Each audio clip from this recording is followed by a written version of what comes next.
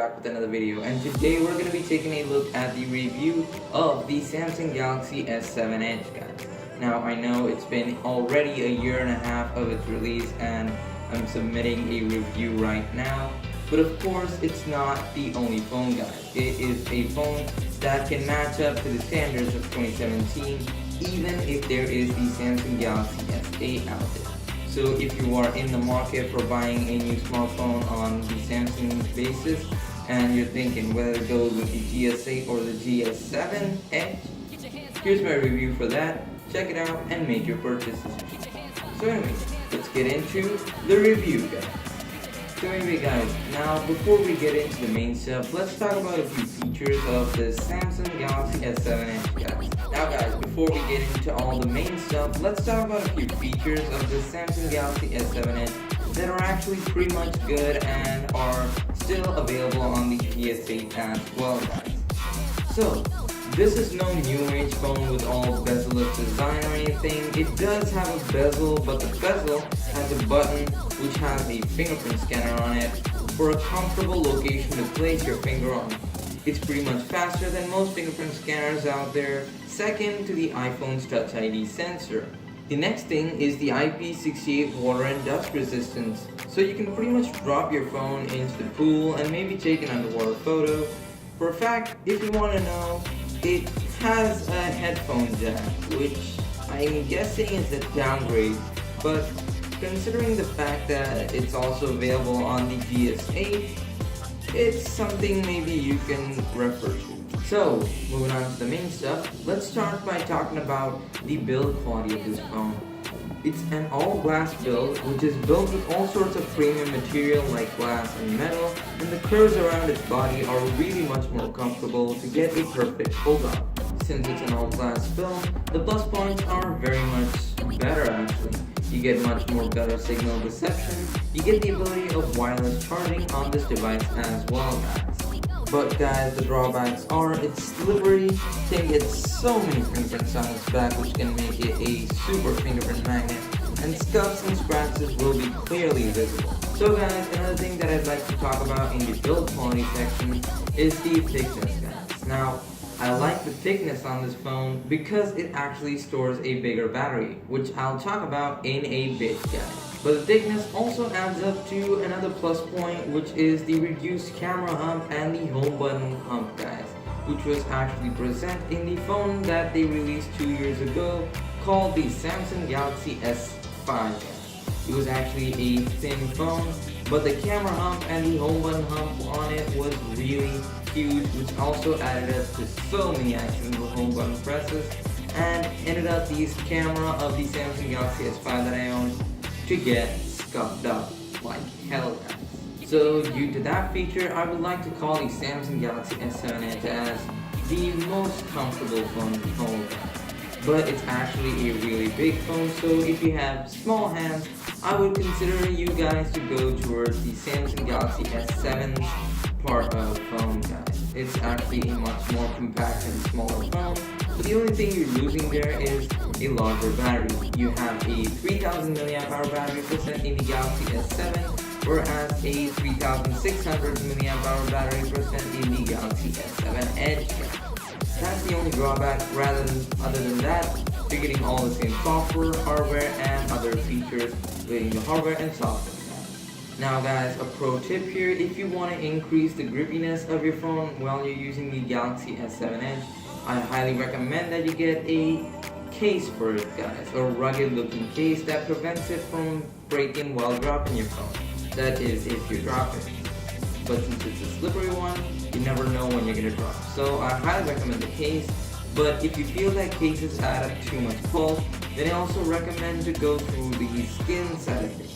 I don't have a skin, nor have I added one to the Galaxy S7 Edge that I have here, but I highly recommend grabbing a skin and slapping it on the back of your device.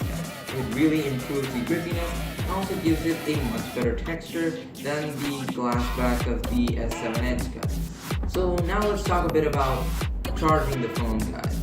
Now, while charging the phone, it actually charges up really fast. I'm about to get like a full battery in like 1.5 hours here, and that's due to the adaptive fast charging technology built into the power brick that's given with your phone, guys. So it's actually pretty fast on charging, so no complaint there. But about the wireless charging thing, I actually don't have Samsung's proprietary wireless charging pad because I actually didn't get it. So I'm guessing it's actually pretty good, because if it was bad and it wasn't used a lot, then why would Samsung even sell those until today and make a second gen of it? So I'm actually guessing it's pretty good, but you know, I need to get it, test it. I'm actually having a thought of buying one. So yeah, that's it. But about battery life, now the battery life in this device is actually pretty good, guys. I actually love the battery life in it, especially for a 3600 milliamp hour battery, and it lasts for about a day for me. Now that's because I don't have too many apps running in the background, but still, it lasts me a day, and it's actually really great for me. But guys, you can do actually a lot of heavy lifting on this device. You're maybe like watching YouTube videos or doing a whole bunch of multitasking, or you're just running GPS while you're driving your car. It can last long, guys. Don't worry, it has no dramatic change. This battery life is actually really good. I've used it as GPS a lot. I've watched a ton of YouTube videos on it, and it doesn't have any sort of dramatic battery drop. Like, it has 100%. Watch a few YouTube videos, I find it to be at a 90% point, guys. Now the drop of 10% might be something huge to so many people, but considering this is a 3600 milliamp hour battery, it's not a huge deal, guys. It's actually pretty much okay. Now guys, I've run this on high performance mode, and there is no huge difference. As far as until now, I have no difference in battery life. Even if I use the phone under heavy workflow, the battery life is a spot-on factor in this device, but that may be only for me. Here we've got the baller edition of the entire phone, guys. We've got a rear 12 megapixel sensor with a f1.7 aperture and a 26mm lens, which all adds up to a perfectly great camera. This also makes the phone have great low light performance due to that wide open aperture. The super wide open aperture also adds up to some super awesome bokeh effect. The dual pixel autofocus system is also pretty snappy in photo as well as in video mode. You can shoot images at a resolution of 5K approximately, whereas it can shoot 4K video with the 12 megapixel sensor. The OIS or optical image stabilization on the front and back cameras are also really very stable, guys. Pro mode on the camera is also super useful, especially since it has almost everything that a DSLR interface would have, except the aperture control, as this is a constant aperture camera, I believe. Now checking out the front-facing camera with its 5 megapixel sensor, you might not get results that you're getting out of the front-facing one from the Galaxy S8, but it's still crisp, but it's still a bit grainy at some parts, guys. The f1.7 aperture also helps with better low light on this as well. This also has OIS up front, so if you're looking for a vlogging camera, I suggest you go this route. Now guys, let's talk about the display of this device. And the display on this device is the most awesome thing that I love on this phone. The Galaxy S7 Edge has the most brightest and most vibrant display available on any phone market.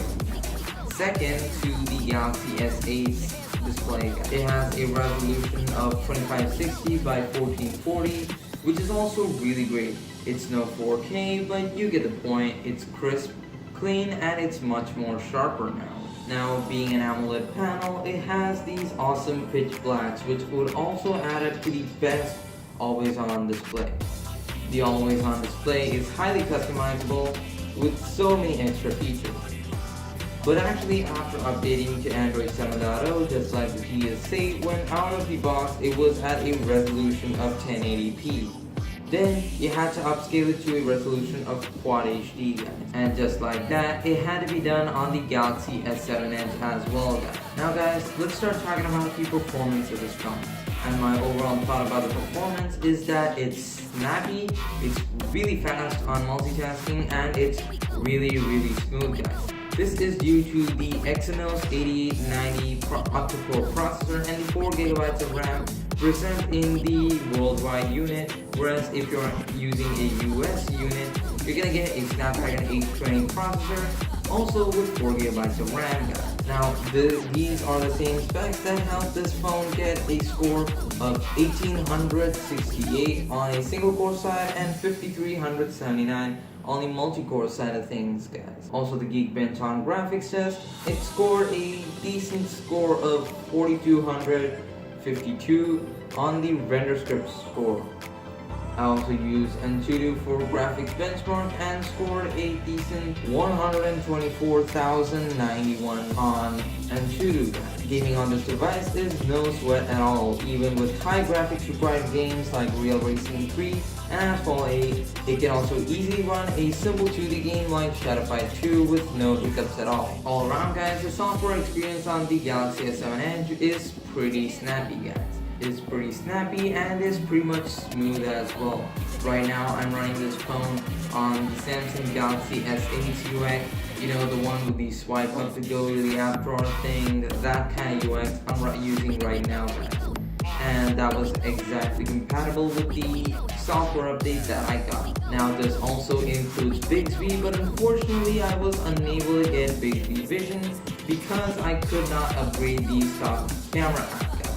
That I don't know why, but Samsung, if you're listening, I really suggest you should upgrade the camera app of the Galaxy S7 Edge and also apply Bixby Vision to it. I find Bixby Vision has a great opportunity to shine, but they're not actually focusing well on it. But guys, on a whole, multitasking, gaming, software experience, browsing, and media consumption are all a spot on feature of this thing. And all this adds up to the best performance ever. And I don't feel that the Geekbench scores on these devices are actually pretty much true. I feel that they should be higher for the high-end processor present inside and the snappiness that this should be doing. I feel that it should have a higher Geekbench and Antutu score. But unfortunately, this is the score that we got, and that's all I have to say according to the performance. Now guys, when talking about performance, I would also like to talk about the software experience that I had. As I said when I was talking about the performance, the software is very snappy and very fluid. The multitasking and the software is actually built for the phone itself, and if there was one thing that I would change in this device, it would be the icons, as the wireframe design icons are great, but this device does not have that kind of icons. And even after the software update, I tried installing those through APKs, they were not compatible. So Samsung, I suggest that you upgrade all the icons in this device to a wireframe design, guys. It actually looks pretty good, and it gives a really minimalist design rather than the 3D typical marshmallow shaped design that you gave from Android Marshmallow. So I highly suggest an upgrade, and please, if you're listening, upgrade the icons, guys. Now guys, let's get on to the other side of things and start talking about the speakers on this device. Wait, speaker. Now guys, this device only has a mono speaker, and that's only one speaker that's bottom firing, and it's a mono speaker. I would have loved if this phone had stereoscopic speakers, but unfortunately that was not added to the phone. It was neither added to the DS8, nor was it ever added to the Galaxy S7 Edge either. Now unfortunately, since there is only one bottom firing speaker, you're not getting the whole stereoscopic feel, but at least you're getting some good amount of sound quality out of it. Now I highly suggest you not to use the mono speakers present in the phone for media consumption or anything, even if you're alone. Highly recommend you use headphones, but why don't you give it a listen for yourselves.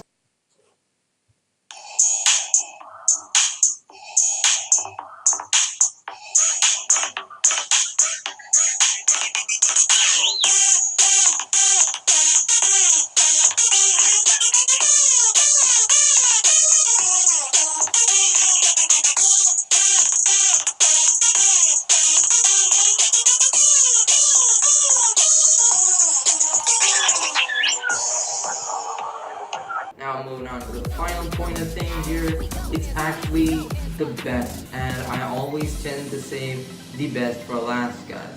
Now we're actually going to be talking about the main feature about this phone, which is the Edge display. So let's talk about it. It's a curved piece of glass that has some software built into it.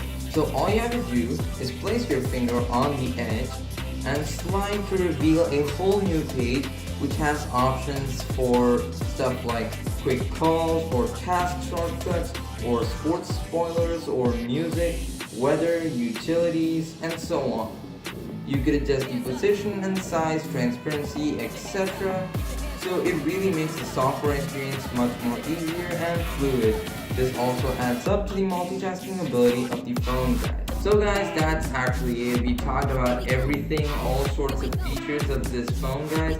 It's really one of the best phones out there in a budget, I believe. Now, if you're actually in a market for a Samsung Galaxy phone and you're deciding between the S7 Edge or the S8 or S8 Plus, I highly suggest you go with the S8 or S8 Plus because they're actually the newer design. You get a better processor in them.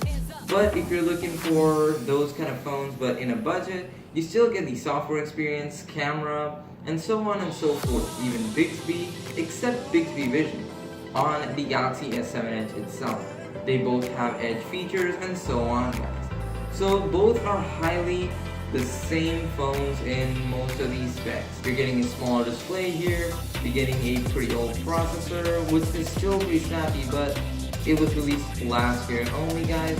You're getting actually faster and a better placed fingerprint scanner here, and you're still getting all those Edge kind of things here if you are into that Edge thing. You're still getting a better camera, and you can still get the same software experience that is available on the Galaxy S8, guys. Unfortunately, you are not able to get the material framework design of the icons over here. You're able to get them for a few apps, but not for everything. Hope you enjoyed this content. Make sure you subscribe, leave a thumbs up, follow me on all social media links, link down in the description below. Support me on Patreon, and I'll see you guys in the next one. Here we go. Put your hands up.